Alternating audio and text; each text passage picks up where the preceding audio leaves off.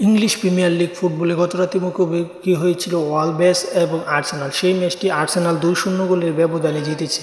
এই ম্যাচটি জয় অত্যন্ত গুরুত্বপূর্ণ ছিল চ্যাম্পিয়ন হওয়ার জন্য, কারণ এখন আর ইপিএলের 5 থেকে 6টি রাউন্ড বাকি আছে। সেখানে অত্যন্ত ভালো খেলছে প্রত্যেকটি দল। অপরদিকে চ্যাম্পিয়ন কেউ কাউকে ছেড়ে দিচ্ছে না। লিভারপুল, আর্সেনাল এবং ম্যান সিটি একদম শেষ ম্যাচে এবার শিরোপা নিষ্পত্তি হবে ইংলিশ প্রিমিয়ার লিগে।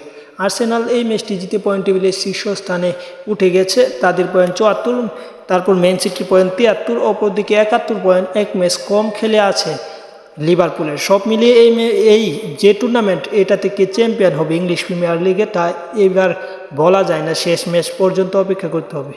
তারপর ওয়ালভেস তিনি এই ম্যাচটি হেরে তারা পয়েন্ট টেবিলের 11 নম্বরে আছে, তারা চ্যাম্পিয়ন্স লিগ থেকে ছিটকে গেছে অলরেডি। সব কিছু মিলে একটি সুন্দর ম্যাচ অনুষ্ঠিত হয়েছিল ইংলিশ প্রিমিয়ার লিগের রাতে।